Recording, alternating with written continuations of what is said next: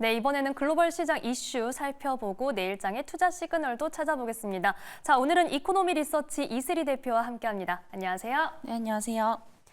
네, 미국 시장이 좀 오락가락한 모습을 보여주고 있습니다. 3대 지수 계속해서 혼조세 가져가고 있고 어제도 좀 변동성이 있는 모습을 보여줬는데 오늘 흐름 함께 지켜보면서 중요한 이슈들 체크해 보도록 하겠습니다. 먼저 첫 번째 이슈부터 화면으로 만나보시죠. 네, 첫 번째 이슈입니다. 브로드컴 실적 발표, AI 투심 회복 가능할까입니다. 자, 브로드컴이 오늘 장 마감 이후에 실적을 발표를 하게 되죠. 사실 지난 28일 엔비디아 실적 발표 이후 실적이 잘 나왔다라는 평가가 있음에도 불구하고 계속해서 관련주들이 흐름이 안 좋은 모습을 보여줬는데요. 좀 아무래도 지금 AI 이 관련된 종목들에는 투심을 확실히 회복할 만한 모멘텀을 기다리고 있는 상황입니다. 오늘 실적 발표 그리고 관련된 앞으로의 전망 어떻게 보고 계세요? 네, 우선은 당연히 실적에 대한 어떤 그런 발표가 좀 중요할 것으로 보여지고 있고요. 사실 지금 애널리스트들도 낙관을 좀 전망을 하고 있는 것은 좀 사실입니다. 그래서 브로드컴 같은 경우에도 그 EPS라든지 매출액 역시도 전년 동기 대비해서 각각 50%에 육박하는 이런 증가율을 좀 보여줄 것으로 예상이 되고 있고요. 네. 또 그 안에서도 AI 사업부에 대한 매출이 또 전년 동기 대비해서 50%가량 좀 증가할 것으로 좀 보이고 있는 상황입니다. 그래서 예상했던 이번 연도 초반에 예상했던 가이던스보다도 훨씬 더 좀 증가를 할 것으로 좀 보이고 있는 상황인데 사실 이게 숫자적으로는 굉장히 좀 낙관적으로 좀 볼 수는 있겠습니다만은 이게 사실 우리가 엔비디아한테 또 당한 게 있기 때문에 주가 상승 추세로 좀 이어질 수 있을지는 조금 지켜봐야 되지 않을까라고 보고 있고요. 우선 그 브로드컴 같은 경우에 또 2분기 5월 달에 실적 발표를 또 했었습니다. 근데 그때도 사실 시장 예상치보다 좋게 나왔었거든요. 근데 그런데도 불구하고 오히려 실적 발표 이후에 좀 주가가 또 급락이 나왔던 그런 네. 경험이 있었습니다. 그래서 그 원인을 좀 분석을 해봤더니 결국에 연간 가이던스에 대한 부분들도 상당히 좀 중요하다라고 보고 있고요. 결국에 이런 연간 가이던스에 대한 전망이 시장 예상치보다 상당히 좀 그렇게 좀 보수적으로 나오게 되면서 발표 이후에도 좀 급락을 했었던 그런 모습들을 좀 보여줬었는데 결국에 이번에도 실적은 좋게 나올 겁니다. 특히 AI 사업부 부분에서. 근데 중요한 건 뭐냐면은 다시 한번 그 연간 가이던스에 대한 부분들이 이전보다 좀 늘어날 수 있는지 이게 좀 받쳐줘야 된다라고 보고 있거든요. 사실 이 두 가지가 합쳐졌을 때 항상 브로드컴 같은 경우에는 실적 발표 이후에 주가 상승으로 좀 이어졌었기 때문에 결국에 가이던스에 대한 부분들도 상당히 좀 중요하겠다라고 좀 보고 있는 상황입니다. 그리고 최근에 보면은 사실상 이렇게 반도체주 관련주들이 좀 투심이 안 좋은 상황이죠. 그래서 되게 걱정 많으신 분들이 계실 것 같은데 저는 개인적으로 반도체 같은 경우에는 또 단기적으로 보는 산업은 또 아니라고 보기 때문에 너무 이렇게 실적 부분에서 좀 일희일비 하실 필요는 좀 없지 않나라고 좀 보고 있는 상황입니다. 어차피 분기 실적에 대한 눈높이는 엔비디아든 브로드컴이든 계속해서 좀 높아질 수밖에 없는 상황이고 제가 저번에도 한번 말씀드렸었는데 결국에 이거를 높아지는 걸 계속 맞춰갈 수는 또 없는 부분이거든요. 분명히 성장을 하게 되면은 어느 순간 정체기도 올 수밖에 없는 그런 상황인데 지금이 딱 그런 구간에 좀 놓여 있는 게 아닌가라고 좀 판단이 되고 있습니다. 네. 근데 다만 사실 펀더멘털을 훼손을 했다라고 보기도 상당히 좀 어려운 상황이거든요. 2차 전지 관련주들처럼 수익성이 나빠진 것도 아니고 사실 실적에 대한 부분들은 견조한 상황인데 이게 지금 눈높이에 못 맞춰줄 뿐이지 이런 전체적인 어떤 그런 성장성에 대한 부분들은 좀 잘 이어가고 있다라는 측면에서 봤을 때 오히려 뭔가 이렇게 주가가 좀 하락하게 된다라고 한다면은 좀 장기적 관점에서는 오히려 좀 기회가 될 수 있지 않겠나 이렇게 좀 판단이 되고 있고요. 우리가 브로드컴을 조금 보게 되면은 사실 브로드컴 같은 경우에 그 제2의 또 엔비디아라고 좀 불리는 굉장히 좀 중요한 기업입니다. 그래서 최근에 그 가상화 솔루션 부분에서도 굉장히 좀 가시적인 성과를 내고 있는 상황인데 그동안 실적이 성장을 하면서 동시에 좀 주가도 우상향하는 그런 좀 흐름들을 좀 보여줬었거든요. 그래서 지금 현재 주가를 보게 되면 이 153달러가 사실 적정 주가다라고 좀 보여지고 있습니다. 다만 이제 뭐 4분기 그리고 이제 내년에 대한 실적에 대한 전망치가 또 높게 나온다라고 한다면은 여기서 추가적으로 좀 프리미엄을 더 부여할 수도 있다라고 좀 보고 있기 때문에 이전처럼 뭐 이렇게 상승을 좀 하지는 않겠지만은 그럼에도 아직까지는 좀 상승 여력이 좀 충분하다라는 관점에서 봤을 때 충분히 지금으로부터 최소한 뭐 10%에서 15% 이상대까지는 좀 보셔도 좋지 않을까라는 말씀 드리겠습니다. 네, 브로드컴 현재 가격적인 상황에서 앞으로의 전망까지 말씀을 해주셨고요. 사실 말씀하신 것처럼 정말 일일비하면 너무 힘든 시장입니다. 길게 볼 수밖에 없는 상황에서 브로드컴 실적 발표 오늘 내용 어떻게 나오는지도 지켜보시고 앞으로의 흐름 살펴보겠습니다. 이제는 정말 투자자들이 지금까지 어떻게 해왔는지가 아니라 앞으로는 더 어떻게 잘 해낼 거야? 좀 이렇게 눈높이가 많이 높아져 있다라는 생각이 들기도 하는데요. 대표님, 그러면 저희가 오늘 실적 발표 이후에 브로드컴뿐만이 아니라 엔비디아나 다른 종목들의 흐름은 좀 어떻게 예상을 하고 계신가요? 네, 우선은 이제 그 좀 엇갈리는 오늘 흐름들 좀 보이고 있는데요. 어제 같은 경우에는 뭐 엔비디아 쪽이 좀 약세였다면 오늘은 상대적으로 이제 엔비디아가 좀 강세를 띠고 있는 그런 모습입니다. 근데 저는 전반적으로 봤을 때 이제 엔비디아에 대한 비중은 약간은 조금 축소를 좀 시키셔야 되지 않을까. 이렇게 좀 보고 있고요. 네. 왜냐하면 이제 그 GPU 쪽에서는 아직까지 뭐 엔비디아가 지금 독점 형태로 좀 지속이 되고 있지만 사실 이게 해가 가면 갈수록 유지하기가 좀 상당 부분 어렵지 않을까라고 좀 보고 있습니다. 물론 이제 지금 당장에 이런 독점 체제가 깨지기는 굉장히 좀 어렵다라고 보고 있는 상황이지만 지금 이제 상황을 보게 되면은 사실 뭐 AMD라든지 뭐 마이크로소프트 뭐 이런 이제 빅테크 기업들이 이런 자체적으로 이제 AI 반도체를 만들기 위해서 개발에 좀 뛰어든 상황입니다. 실질적으로 AMD 같은 경우에는 거의 뭐 엔비디아 다음이라고 좀 보시면 될 것 같고요. 당연히 이렇게 어느 정도 산업에 대한 부분들이 성장을 하게 되면은 그만큼 이제 경쟁사들이 좀 많이 만들어질 수밖에 없는 부분들이거든요. 제가 이제 앞서 말씀드린 어떤 기업들의 형태를 보면은 사실 이제 자본력도 좋고 규모도 이제 굉장히 지금 큰 기업들입니다. 그래서 앞으로 이제 AI 쪽에서 이런 이제 글로벌 기업들도 계속해서 좀 투자를 할 것으로 보이고 있기 때문에 뭐 엔비디아가 영원히 이제 독점을 하기는 사실 상당히 좀 어렵다라고 보고 있습니다. 물론 아까도 말씀드렸다시피 단기적으로는 이 체제가 깨지긴 좀 어렵겠지만 해가 갈수록 이제 그 지위에 대한 부분들이 조금 약화가 될 수 있다라고 좀 보고 있는 상황이기 때문에 지금은 좀 엔비디아 한 종목만 보시기에는 좀 무리가 있지 않나라고 좀 판단이 되고 있는 상황이고요. 네. 저는 오히려 이 AI 쪽에서도 이제 포트폴리오를 어느 정도 좀 분산을 하시는 게 맞지 않겠나 뭐 이런 말씀을 좀 드려보도록 하겠고요. 대표적으로 뭐 이제 엔비디아를 좀 따라오고 있는 AMD라든지 그리고 오늘 말씀드린 또 이제 브로드컴 이쪽 이제 네트워킹 쪽에서는 또 이제 기술력이 굉장히 좋기 때문에 두루두루 조금 이제 분산을 하시는 전략을 좀 취하시는 게 좀 좋지 않을까라는 말씀 좀 드리도록 하겠고요. 특히나 이제 AMD 같은 경우에는 지금 MI300X라는 이제 AI 가속기 제품을 또 이제 선보였는데 이게 지금 엔비디아의 H100과 이제 굉장히 좀 맞먹는 성능을 좀 보여주고 있는 상황이거든요. 그래서 이만큼 계속해서 좀 쫓아오고 있는 이런 상황들이기 때문에 사실상 이제 주가에 대한 어떤 차별화 흐름이 해가 갈수록 좀 심해지지 않을까라는 관점에서 봤을 때 엔비디아를 아예 지금 배제하시라는 게 아니라 어쨌든 당분간은 또 이제 반등 나오면 대장주 역할은 할 겁니다. 하지만 이 그 판도라가 좀 바뀔 수 있다라는 관점에서 봤을 때 이 AI 관련주 안에서도 조금 분산하시는 전략을 좀 취하시는 게 좋지 않을까라는 말씀 드리겠습니다. 네, AI 관련주 안에서 엔비디아의 독점적 지위는 약해질 수 있다. 그렇기 때문에 포트폴리오를 조금 분산을 하는 전략에 대해서 말씀을 해주셨습니다. 대표님, 그러면요, 추가적으로 엔비디아의 이 시장 내에서의 지위에 대해서도 말씀을 해주셨는데 저희가 차트상의 흐름도 좀 한번 점검을 해볼 수가 있을까요? 네네. 지금 보시면 이제 오늘 같은 경우에 지금 뭐 2%대 강세를 보이고 네. 있고요. 사실 어제 같은 경우에 뭐 어떻게 보면 뭐 반도체 관련주들이 다 이제 상승이 나오긴 했습니다만 조금 보합권에서 좀 머물렀었거든요. 네. 그래서 오늘 같은 경우에는 또 이제 반대 흐름으로 엔비디아 쪽이 좀 강한 시세를 좀 내고 있는 그런 상황인데 제가 이제 엔비디아 쪽은 이제 굳이 기술적으로 좀 말씀을 드리자면은 결국에 이제 지지선을 이제 지지할 수 있는지 이 여부가 좀 상당히 좀 중요하지 않을까라고 좀 보고 있습니다. 네. 그래서 결국에 지금 이제 박스권을 계속해서 좀 그리고 있지만 지금 쉽게 뭐 다시 한번 $100 밑에 그리고 이제 $90 밑으로 내려가기는 조금 쉽지 않다라고 좀 보여지고 있는 상황이거든요. 다만 이제 시세 분출 역시도 좀 마찬가지이지 않을까 싶어요. 그래서 전고점을 넘어가려면은 결국에는 이거는 지금 블랙의 출시를 좀 빨리 해야 되지 않을까. 않을까 이렇게 보고 있는 시점에서 봤을 때 이게 좀 단기간에 이루어지기는 쉽지 않다라고 좀 보고 있습니다. 그래서 저는 이렇게 좀 생각을 하는 게 결국에 박스권 안에서 당분간은 이제 상승과 하락을 반복하면서 어떤 그런 방향성 없는 좀 횡보를 좀 보여주지 않을까라고 좀 보고 있고요.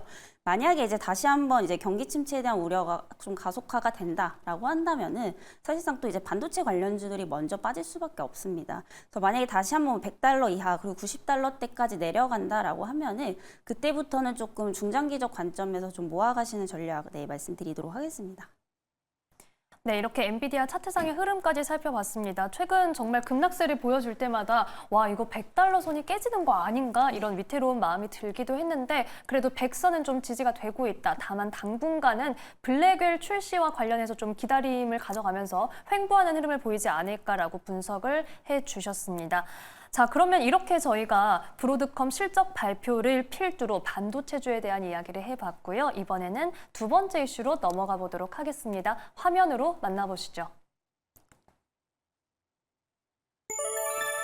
네, 두 번째 이슈입니다. 미국 경기 침체 우려 심화 대비책은입니다. 자, 이 경기 침체라는 단어가 결국은 시장에 다시 좀 돌아오고 말았습니다. 이번 주에 이 ISM 제조업 지표가 발표가 되고 나서 이게 계속해서 좀 둔화하는 흐름을 보이고 있다. 여기에 좀 시장이 충격을 받는 모습을 보였는데요. 지금 우리 시각으로는 11시에 비제조업 지표도 발표가 되는데 잠시 후에 저희가 이 내용 들어오는 대로 전해드릴 수 있도록 하겠습니다. 결국은 이런 내용들이 경기 침체, 시장에 어떤 충격을 주고 있는 상황인데 자, ISM 서비스업 비제조업 지표 확인해 보겠습니다. 50.1을 기록하면서 시장의 예상치를 하회했습니다. 다만 이 지표가 50을 기준으로 50을 넘어가면은 경기가 좀 살아나고 있다. 50 이하는 경기가 현재 둔화하고 있다라는 의미를 갖기 때문에 조금 50을 소폭 넘어가는 흐름을 보이고는 있는데요. 다만 시장의 예상치는 하회하고 있다는 점도 함께 확인을 해보시기 바랍니다. 자, 조금 전 나온 내용까지 저희가 확인을 했는데 지금과 같은 상황에서 이 경기 침체 우려가 과연 좀 실체가 있는 공포감인지 싶기도 하고요. 이런 상황에서 시장이 어떻게 대응을 하면 좋을까요?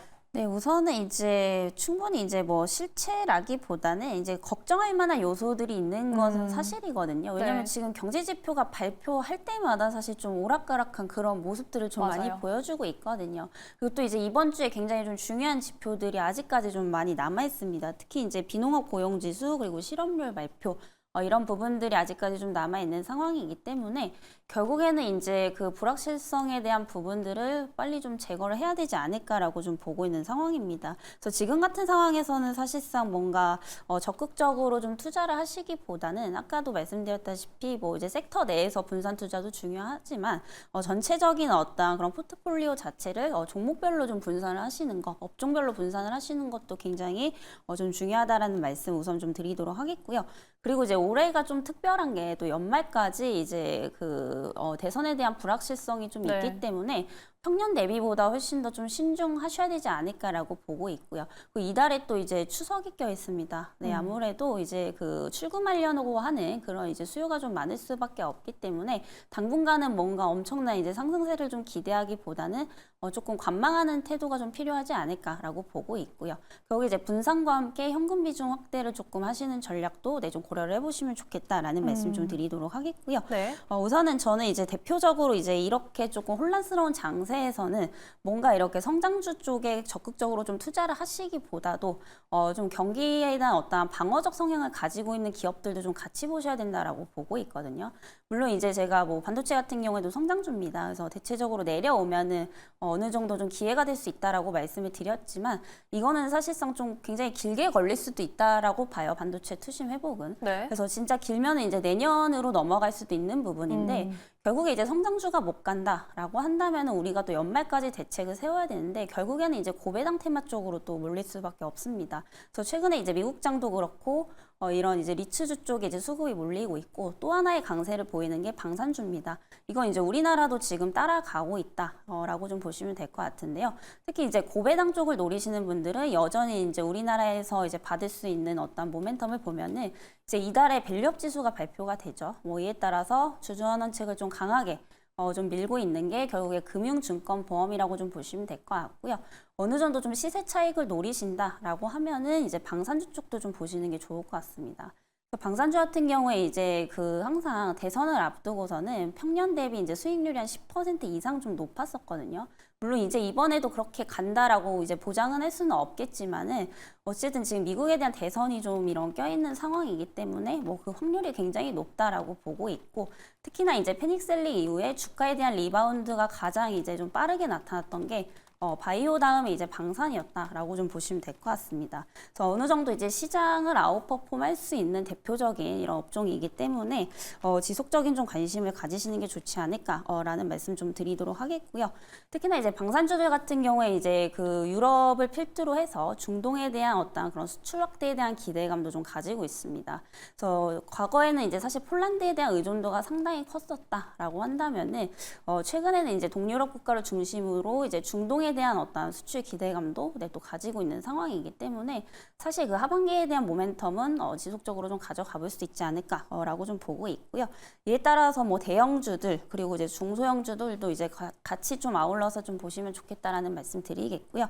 만약에 이제 대형주가 조금 너무 올라서 부담스럽다라고 하시는 분들은 사실 중소형주들이 그동안 이제 좀 많이 못 갔던 상황이거든요. 그래서 프리미엄을 약간 덜 받았기 때문에 오히려 이쪽으로 또 수급이 옮겨갈 수 있다라는 점을 감안해 본다면은 만약에 이제 신규 관점에서 접근을 하셨을 때 이제 소형주 쪽도 좀 보시는 게 좋겠다라는 말씀 드리겠고요.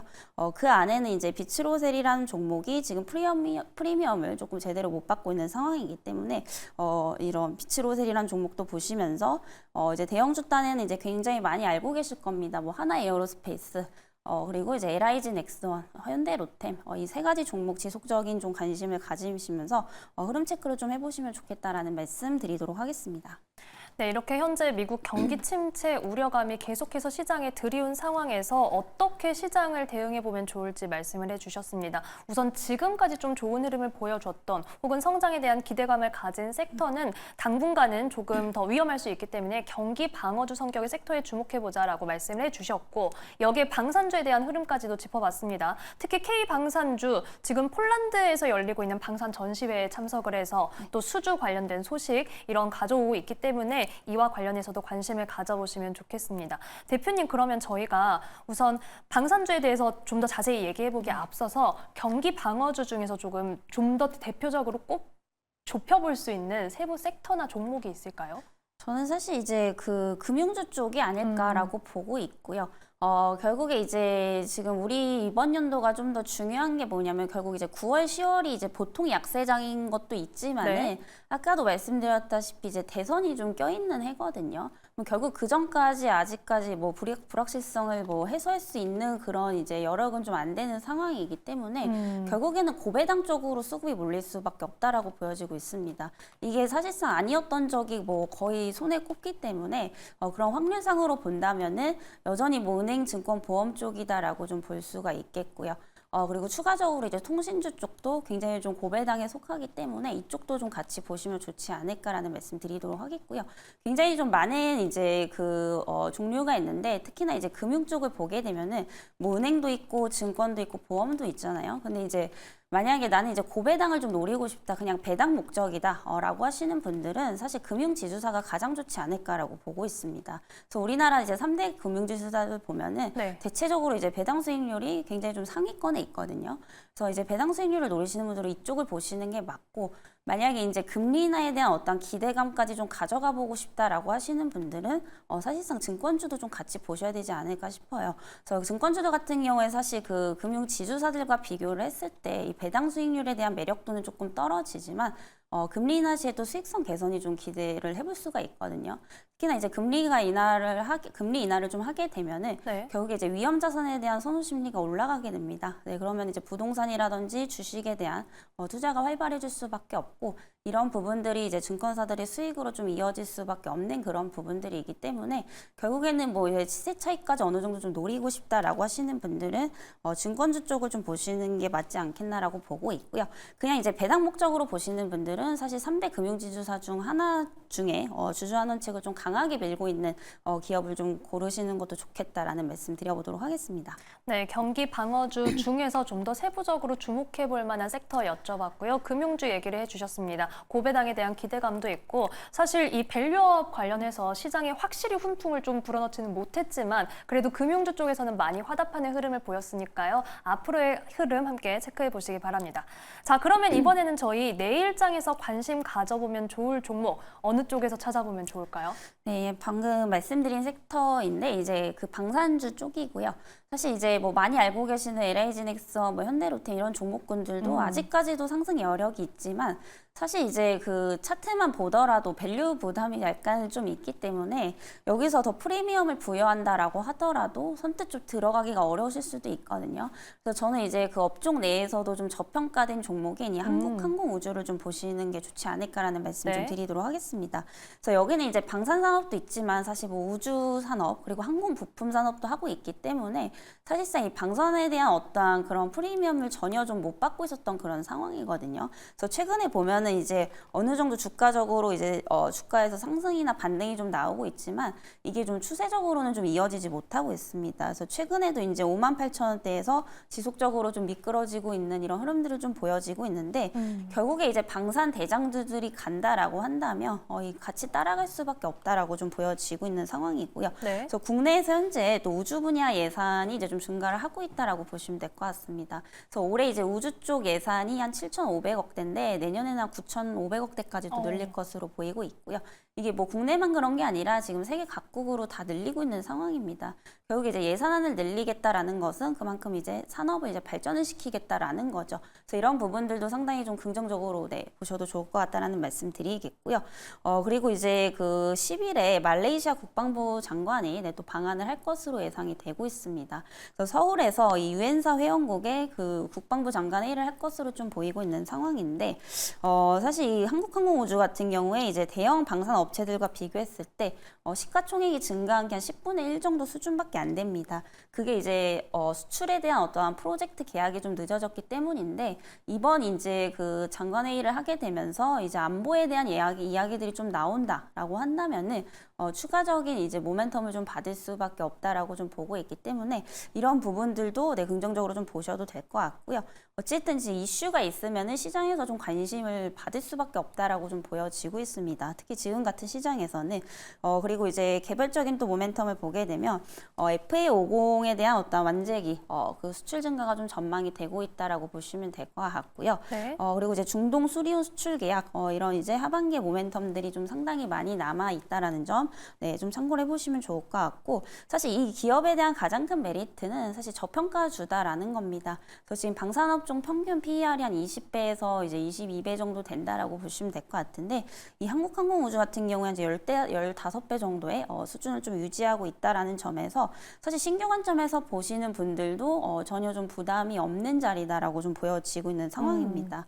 그리고 최근에 이제 민항기 부품 관련해서도 2분기 때 이제 실적이 굉장히 좀 좋게 나왔었거든요. 네. 그래서 여기가 지금 그 항공기에서 문이라든지 이제 도어에 대한 부품을 또 공급을 하고 있는 기업입니다. 그래서 이제 최근에 이제 코로나19 이후에 또 이제 민항기에 대한 어떤 교체 수요가 좀 증가를 하고 있어서 이런 부분에 따른 어떠한 수혜도 좀 볼 수 있다라고 좀 보고 있는 상황이고요. 결국에 이제 전 사업 부분이 지금 굉장히 좀 좋아지고 있는 상황인데 사실 주가를 보게 되면은 그런 부분들을 전혀 좀 반영하고 있지 못하다라는 점에서 봤을 때 지금 충분히 좀 저가 매수의 기회가 될 수 있지 않을까라고 좀 보고 있는 상황입니다. 네, 가격 전략 바로 말씀드리면 사실 이제 지금 가격대도 괜찮다라고 봐요. 그래서 오늘 종가가 이제 52,100원 때 이제 마감이 됐는데 네. 이 부근대에서 이제 매수를 하시면 좀 될 것 같고요. 목표가는 이제 전고점 부근이 6만 원대까지 참고를 해보시면 좋을 것 같습니다. 네, 한국항공우주에 대해서 말씀을 해주셨습니다. 앞서 오늘 이슈 이야기 나누면서 방산주에 대한 기대감을 얘기를 해주셨고 그 안에서 저평가 매력이 있는 한국항공우주 신규 진입하기에도 괜찮은 타이밍이다라고 말씀을 해주셨습니다. 현재 지금 말씀해주신 이 말레이시아 국방부 장관 비롯해서 오는 10일에 서울에서 한국 유엔 군사령부 회원국 국방장관 회의가 있기 때문에 이에 대한 기대감도 가져갈 수 있고요. 또 정부 정책 역시 좀 화제가 될 것 같습니다. 대전 예전에서는 카이스트와 손잡고 규제 자유 특구 도전장을 내놓는다라는 소식도 나와 있으니까요. 관련된 이슈 계속해서 체크해 보시기 바랍니다. 자, 오늘 말씀 여기까지 듣겠습니다. 지금까지 이코노미 리서치 이슬이 대표와 함께했습니다. 고맙습니다.